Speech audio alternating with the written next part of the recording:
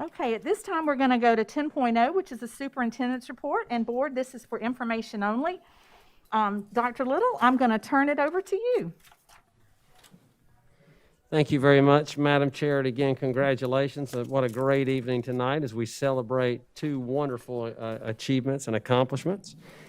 What I would like to do is take a moment. We have a special guest. I know you didn't want to speak, but I'd really like for you to just introduce yourself briefly to the, if you don't mind, board. We have a special guest with us today, and also new to our community. And I'd like to just give her just a minute just to introduce yourself to everybody. Good evening. Thank you for allowing me time on your agenda. My name is Angele Laborde. I'm the new executive at the Lexington Chamber and Visitors Center. I'm delighted to now be a resident of Lexington. I come to you from Greenwood, where I served as the chamber executive for the past 14 years. And prior to that, I was a part of 2 chambers of commerce in Louisiana. I am a proud public school graduate, and I am so happy to be here and support public education, and am excited that I'll be able to work here at the chamber to try to bridge the gap, to connect our students to business and industry. And so thank you very much for allowing me time, and I look forward to working with all of you in the future. Thank you, Dr. Little. Much, Angele. Dr. Little, if I may take a point of privilege, we share a mutual friend in Greenwood, and she texted me and she said, "You are getting the best." So welcome to Lexington, and I'm glad we're getting the best. So thank you. It's been my pleasure to meet Angele a couple times, and we are thrilled. Certainly, she has big shoes to fill as well, literally big shoes to fill in Otis Raw. But I know she's going to do a tremendous job for our chamber tonight. So, again, thank you everybody for allowing me just a few minutes here. A superintendent's update on October the 5th. Our pre-K through 2 students returned to the classroom for the 4+1 model. Yesterday, on October the 19th, our K through 5 students joined them. Today, I was able to visit 2 schools, Centerville Elementary School and Gilbert Elementary School, and I want to tell you how impressed about how smoothly the transition has gone. I really think one of the key elements of the reason it has gone smoothly is because of the planning that has taken place up to this point. Because we've planned and really worked at and taken deliberate steps each step of the way, that transition really has been incorporated with really few issues across the board. We'll have a hiccup every now and then, but when you look at the overall implementation, it's really quite nice. Today I spoke with Mr. Bowers this morning just to double check to make sure what I'd seen at those 2 schools were reflective across the district. He said principals across the district are reporting smooth starts. Now, again, just keep in mind, it is still very early. It's yesterday and today. Certainly too early to draw definitive conclusions, but we've certainly put our feet in the water, and we are moving in that direction, and I am confident, as I normally am, that we will continue to get better every day. For example, today I found out some of the plexiglass had fallen off a couple different places, and so we have Mr. Salters and Mr. Warren. They fitted. Now see, this is why I don't know. They're things that keep them from falling down. How about that? Braces. Whatever they are, they're doing those kinds of things. That's the technical term, things that stop them from falling down. But again, I also want to stress that both principals this morning really stressed that they found the importance of the Virtual Friday. Both in separate conversations talked about the need for Virtual Friday. Mr. Hardy is here tonight, can probably also agree with that fact. That the Virtual Friday has really been a lifesaver, that it has allowed us to implement what we've implemented. And they said, quote, "There is no way we could have gotten everything done without that time." So those Virtual Fridays continue to pay large dividends. And again, I think we'll eventually realize that they were the hinge point, the linchpin, if you will, that allowed us to do a lot of this work that we're accomplishing. So those Virtual Fridays continue to be very successful. I was also able to visit Gilbert Middle School today, and as you know, not only did our 3 through 5 students come back, but we also had some priority groups come back, 6 through 12, so we did have some additional middle schoolers and high schoolers back. We welcomed them to our campuses yesterday as well. Priority groups consist of students who are not being successful in the hybrid model by and large. So we tried to identify students that could potentially be students that perhaps were in special education, students with academic plans, students who may or may not speak English, and or students who have some type of extenuating circumstances at home. They really identified those priority groups. It does look a little differently at each school, and I think that's one of the strengths of the plan.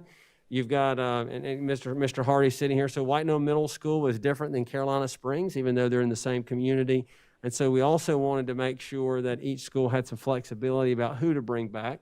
The key piece was that when they brought students back, we wanted them to also be able to maintain the 6 feet of social distancing. So the number of students brought back school to school varies depending on, who was there and those kinds of things. But really impressed today with the plan I saw at Gilbert Middle School. And when I talked to Dr. Rivers today, the schools have been very intentional about bringing students back. They've been very intentional about bringing the students back safely, and how they've been very intentional about structuring their learning while they're on campus. And so they're putting them in places where they can to have additional assistance and those types of things, and learning and be in the classrooms for face-to-face instruction.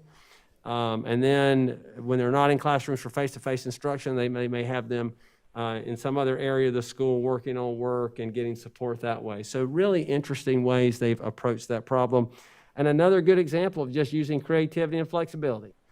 We're facing a problem, we have to come up with a solution, and they create a really well thought out novel solution.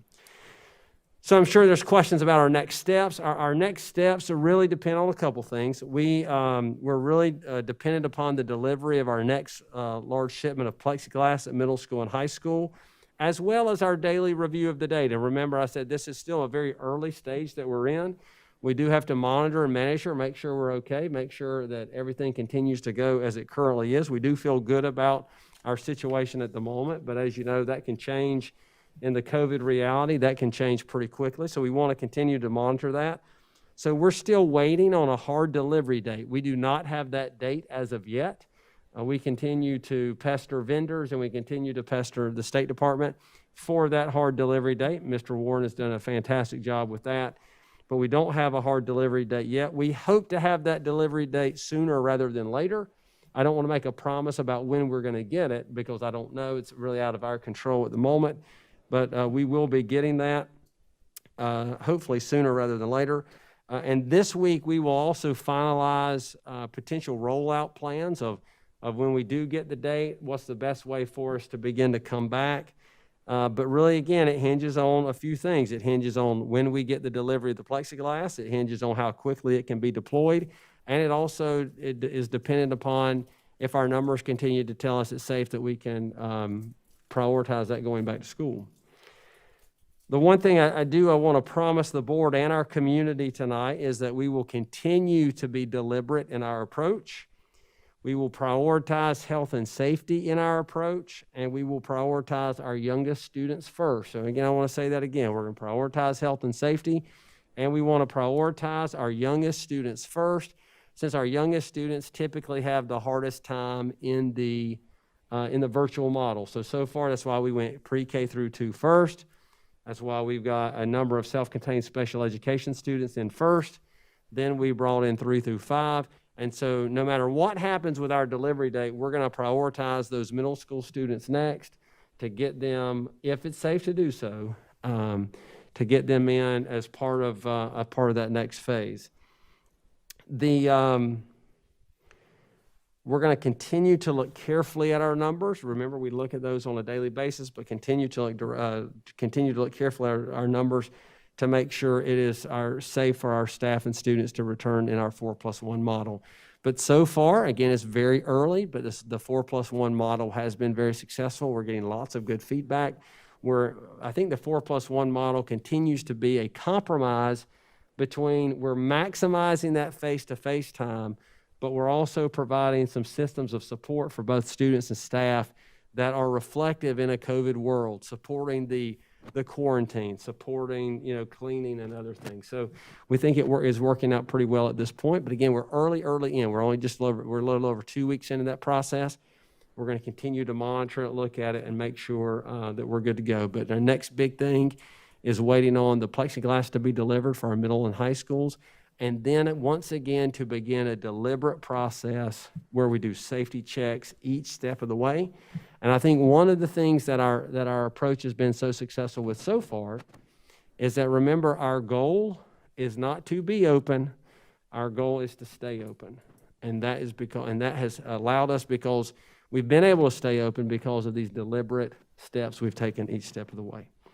So that is that's some of the updates that we have regarding where we are with some phase 2 things.